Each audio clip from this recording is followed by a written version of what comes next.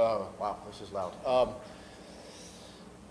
I thought because we played so many of our younger, backup and even some of those third string guys today that I thought they played really hard. They played physical. It was good to see. It wasn't perfect, but really felt like overall, offense, defense, did a nice job. Did a nice job today. You just felt like you had enough out of Wednesday and Thursday that you wanted to see it reserved and Exactly. Training camp's long and it's tough and hard and physical, and there's obviously things that are going to happen, and unfortunately it happened today and with some injuries, but I just wanted our young guys to get a really good opportunity to compete, to play, and so we can evaluate properly. Do you know anything about the offensive lineman with him? Do you have an update on those guys yet? Cooper Hodges, I believe it's his patella, so we'll see. We'll get MRIs and X-rays and stuff. We'll probably have a better update, tomorrow or the next day with him. Brewer, they were checking him, with his left shoulder, might possibly, situation there. So we'll see where he's at. I think he's going to be okay, but again, we'll find out here after this meeting. And Darryl just, again, it was his shoulder, but he battled through it and played really well. Was it saying that with a patchwork offensive line, you're moving guys all over the place, you ground out 4.7 per carry today, so somebody did something.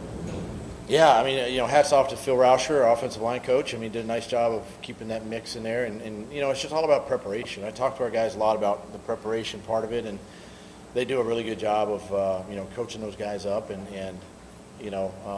this is why you see and why we like to have versatility in the offensive line. Tackles need to play guards need to move outside, or they got to play left and right, and we were able to do that with some of our offensive line pieces, and those guys did a nice job. Coach, is there a competition for the number 2 quarterback job on your team? No. I thought Nathan did well again today. A couple touchdown drives there, and he's done a nice job, and exactly what we asked him to do. CJ's our number 2, and obviously Trevor number 1. What do you like about CJ? I like the way CJ operates. I like the way his mental capacity, the way he thinks. He sees the field extremely well. He's tough, and you saw some of the athleticism today, the movement skills and stuff with him, and he throws a really good football, and he played well today. Led us into a couple of field goal drives there. Does a nice job for us. For second week, you had a good performance out of the depth generally. Again, better feeling this time last year. Yeah, I think we're in a better position. We do have more depth, and that's a good thing. And it creates the competition that you want, and it creates the competition even for the starter. And the starters are out there looking, and they're watching the same game, and they're seeing these players. So it motivates the starter too. So there's an underlying message sometimes with that. But yeah, the young guys played well. We still got a couple weeks of training camp left, and one more preseason game. So a lot of football still ahead. Observation at all on pass rush and some of those young guys that we've been talking about. Sear had one pass. Jordan Smith had a couple. Yeah, I thought both those guys. Jordan off the edge. Sear. Tyler Lacey had some good push.